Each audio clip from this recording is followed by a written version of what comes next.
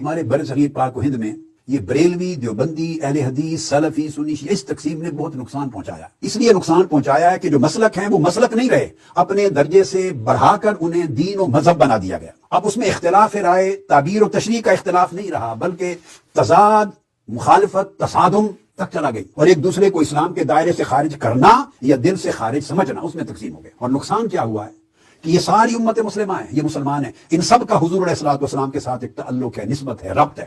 کہ یہ ساری امت مسلمہ ہیں، یہ مسلمان ہیں، ان سب کا حضور علیہ الصلوۃ والسلام کے ساتھ ایک تعلق ہے، نسبت ہے، ربط ہے. کہ یہ ساری امت مسلمہ ہیں، یہ مسلمان ہیں، ان سب کا حضور علیہ الصلوۃ والسلام کے ساتھ ایک تعلق ہے، نسبت ہے، ربط ہے. وہ جو آقا علیہ السلام کے ساتھ تعلق ہے، اس کی کئی جہتیں، وہ ساری جہتیں ملیں تو رسول پاک صلی اللہ علیہ وآلہ وسلم کے ساتھ امت کی تعلق کامل ہوتا ہے. اس میں جہت محبت بھی ہے، اس میں جہت ادب اور تعظیم کی بھی ہے. دو، اس میں طاعت اور مطابعت کی بھی جہت ہے. اب طاعت اور مطابعت کے لیے حدیث و سنت و سیرت آ جاتی ہے، اس کی بھی جہت ہے. پھر ساتھ اس میں فکر آخرت ہے، دعوت حضور کے دین کی نصرت اور دعوت اور تبلیغ دین کی بھی جہت ہے. تفرقہ سے، فرقہ بندی سے نقصان کیا ہوا کہ یہ ساری جہتیں دراصل ایک ہی تعلق کے حصے تھے، جز تھے. جب مسلک، مذہب اور دین کی درجے پر چلے گئے تو کسی نے محبت اور ادب اور تعظیم کی جہت کو قابو کر لیا اور باقی جہت میں رفتہ رفتہ کمزور ہو گئے. کسی نے اطاعت اور مطابعت کی جہت پر فوکس کر لیا، باقی جہتیں کمزور ہو گئیں. کسی نے حدیث اور سنت پہ فوکس کر لیا، باقی جہتوں پر توجہ نہ رہی. کسی نے فکر آخرت اور دعوت اور تبلیغ پہ توجہ کر لیا، نصرت دین، باقی جہتیں نہ رہیں. اس کا مطلب یہ نہیں ہے کہ ایک امر کو پہ ترجیح دینے والے دوسرے کا منکر ہے. منکر کوئی بھی کسی دوسری جہت کا نہیں ہے، مگر جب آپ ایک پر فوکس کر دیتے ہیں تو دوسرا ایسپیکٹ، کئی جہتیں آؤٹ آف فوکس ہو جاتی، ان کی اہمیت عملاً کم ہوتی چلی جاتی، ان کا مزاج اور ان کا ذوق کم ہوتا چلا جاتا. اس طرح پورا تعلق بالرسول ٹکڑوں میں بٹ گیا اور دین چھوٹی چھوٹی ٹکڑوں میں بٹ گیا. اگر یہ تفرقہ نہ ہوتا اور مل بیٹھتے ایک دوسرے سے تو ہر ایک کے پاس کچھ اچھائی ہے. جن کے پاس محبت اور ادب اور تعظیم کا فوکس ہے، کتنی بڑی اچھائی ہے، ایمان کی اصل ہے. جس کے پاس اطاعت اور مطابعت کا فوکس ہے، کتنی بڑی بات، ایمان کا کمال ہے. جس کے پاس فکر آخرت ہے، دین کی دعوت ہے، نصرت ہے، یہ آقا علیہ السلام کے پورے مشن کا حصہ ہے. جس کے پاس سنت اور حدیث کا فوکس ہے، وہ آقا علیہ السلام کی تعلیم کا ذخیرہ ہے. فوکس جدا جدا ہو گئے تو ہر کوئی ڈی فوکس ہو گیا. اگر مل بیٹھتے تو ہر کوئی ایک دوسرے سے کچھ خیر لیتا اور کچھ اپنی کمی کو دوسرے سے سیکھ کے کم کرتا، اور یہ والا دوسرے سے کچھ خیر لے کے اپنی کمی کو کم کرتا. ہر کوئی ایک دوسرے سے انٹریکشن کے نتیجے میں لیتا. سلف صالحین ایسا ہی کیا کرتے تھے، مگر یہ طرز عمل ختم. 1400 سال میں صرف دین اسی کو سمجھایا، نعوذ باللہ. میں نے تو یہ کبھی نہیں کہا. میں ہمیشہ یہ کہتا ہوں کہ 1400 سال میں دین پوری امت نے سمجھا، لیکن اپنی اپنی مرضی کا سمجھا. جس نے جو صحیح دین سمجھا ہوا ہے نا، میں اس کی تعریف کرتا ہوں. جس کے لیے میں نے کہا تھا کہ دنیا میں کوئی فرقہ ایسا نہیں ہے جو میری کسی بات کی تصدیق نہ کرتا ہو. ہماری ہر بات کے ساتھ دنیا کا ہر فرقہ ایگری ہے، مخالف بھی ہے لیکن ایگری بھی ہے. کوئی ایک نظریہ ایسا نہیں ہے جو دنیا میں کوئی بندہ کہ یہ اس سے پہلے نہیں تھا. اگر میں ناسبیت کا رد کرتا ہوں تو شیعہ کر رہے ہیں، وہ کہتے ہیں انجینئر صاحب بالکل ٹھیک کر رہے ہیں. اگر میں رفع الیدین کے اوپر بولتا ہوں، حنفی، دیوبندی اور بریلویوں کو تکلیف ہوتی ہے تو اہل حدیث کہتے ہیں بالکل جی رفع الیدین پہ تو صحیح بات کر رہا ہے. اگر میں کہتا ہوں کہ لبیک یا رسول اللہ کا نعرہ لگانا اگر حاضر و ناظر کا عقیدہ استانت کرنا ہو محبت کے اظہار کے لیے، یہ درست ہے، اس میں کوئی مسئلہ نہیں ہے، تو بریلوی کہتے ہیں کہ جی دیکھیں انجینئر صاحب نے بھی سپورٹ کر دی ہے.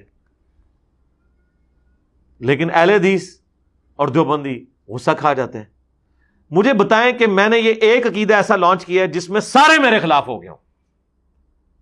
ٹائم قیامت تک جو عقیدہ کڈنا جائے، اور میری ذمہ داری ہوگی میں بتاؤں گا کہ نہیں میرے اس عقیدے میں یہ فرقہ میرے ساتھ کھڑا ہوا ہے. تو 1400 سال میں جتنا دین تھا الحمدللہ وہ ٹکڑیوں کی فارم میں تھا. ایک جگہ سے اس پلیٹ فارم سے بیان ہوا کہ ادھر شیعہ ٹھیک کہہ رہے ہیں، ادھر بریلوی صحیح کہہ رہے ہیں، یہاں اہل حدیث حق پہ ہیں، یہاں دیوبندیوں کا موقف ٹھیک ہے. اب تو وہ ریسنٹلی ایک ویڈیو آ گئی ہے ڈاکٹر تعلق قادری صاحب کی بھی. ڈاکٹر تعلق قادری صاحب حفظہ اللہ تعالی بڑی جرت کی ہے، انہوں نے اپنی ویڈیو میں یہ بات کر دی ہے کہ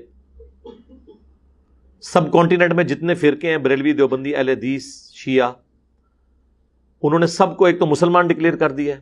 سلوٹ ہے جی ان کو، پہلی دفعہ کسی بریلوی نے جرت کی ہے یہ بات کرنے کی. اور انہوں نے کہا کہ نبی علیہ السلام کی مبارک زندگی میں مختلف پہلو تھے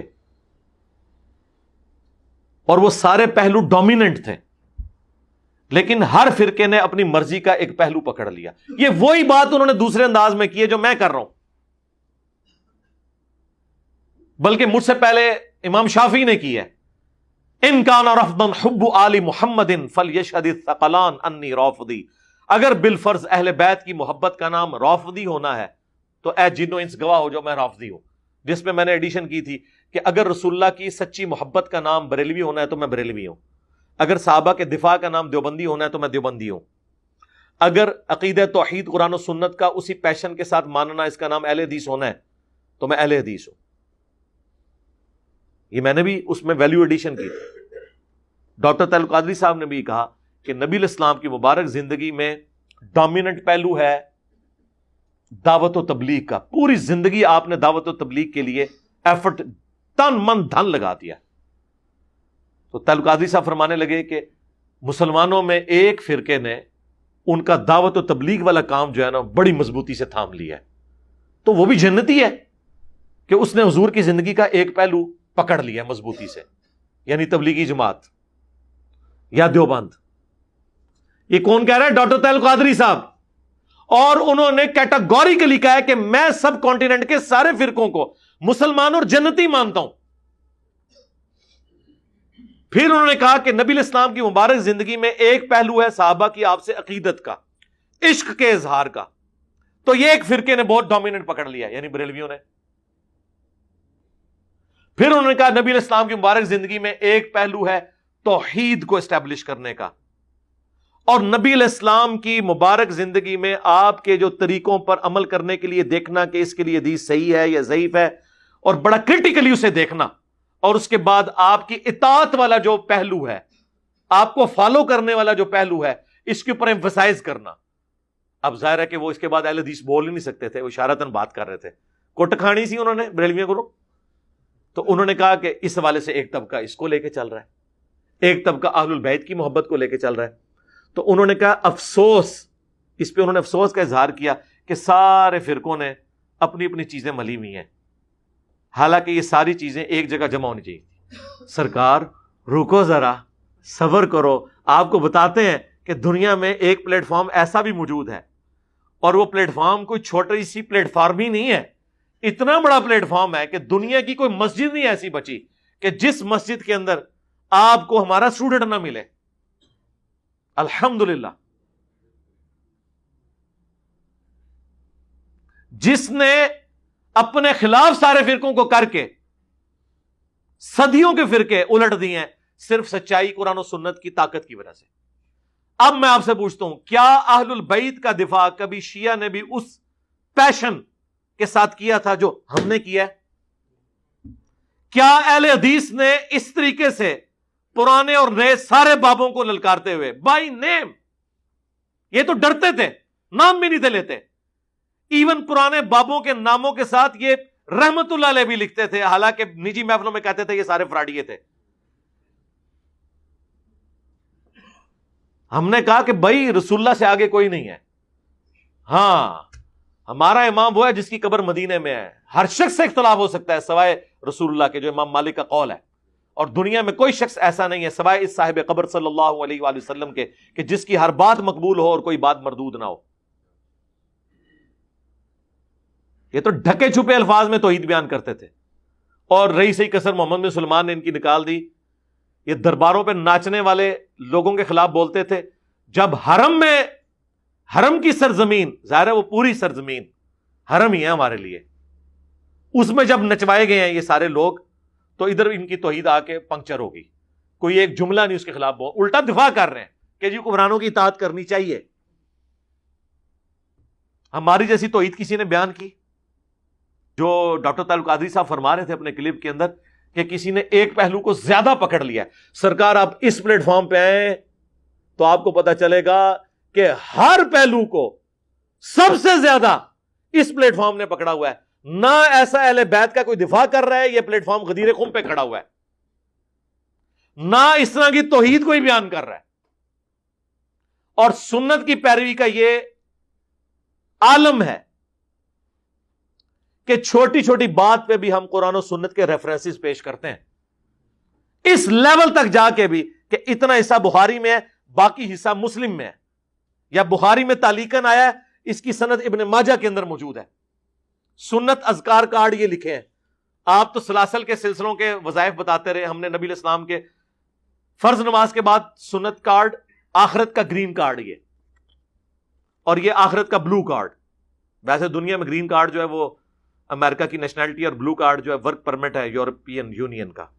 صبح و شام کے اذکار یہ بلو کارڈ، ایک ایک حدیث کا حوالہ لکھا ہوا ہے، ایک ایک چیز قرآن و سنت سے بتاتے ہیں۔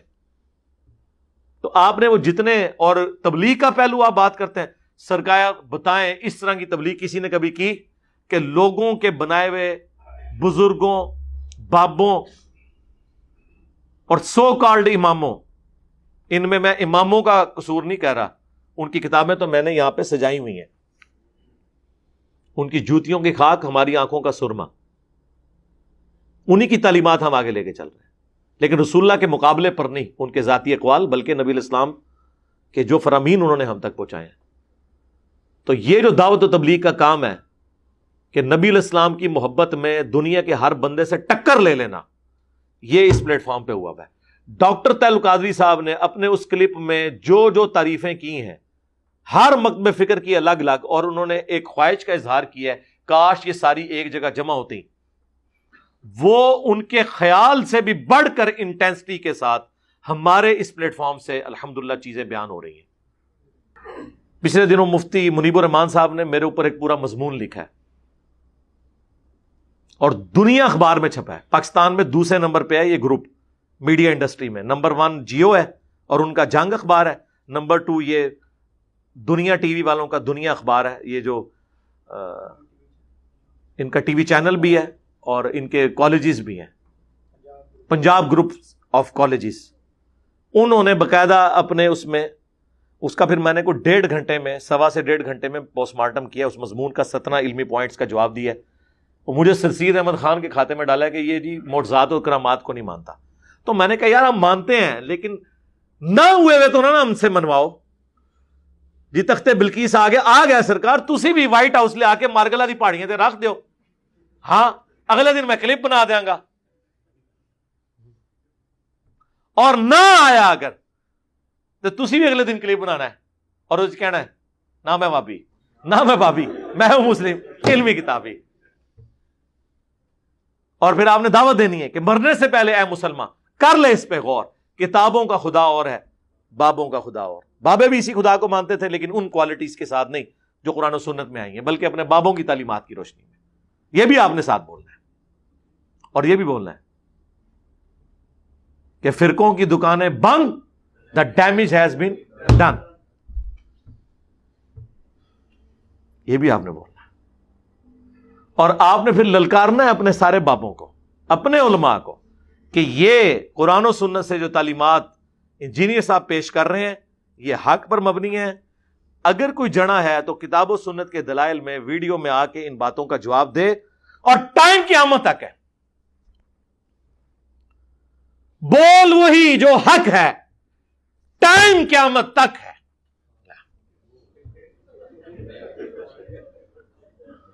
ٹھیک ہے، یہ مکمل ہو گیا، کو رہ گیا اور 5 تن پاک پورے ہو گئے۔ ٹھیک ہے جی، تو اللہ کا شکر ہے کہ الحمدللہ ہم نے سچائی کے ساتھ آواز کو بلند کی ہے۔ تو ڈاکٹر طاہر القادری صاحب آپ کا شکریہ کہ آپ نے جرأت کی ہے، ہم آپ کو سلوٹ کرتے ہیں۔ اب ہم نے آپ کے اس نامکمل مشن کی تکمیل الحمدللہ آپ کی زندگی میں کر دی ہے۔ جو آپ کا دکھ تھا نا کہ کچھ چیزوں کو کچھ نے پکڑا ہوا ہے، کچھ کو کچھ نے پکڑا ہوا ہے، سرکار یہ وہ پلیٹ فارم ہے جدھر الحمدللہ قرآن و سنت کی تعلیمات کی روشنی میں ہر بات بیان ہو رہی ہے۔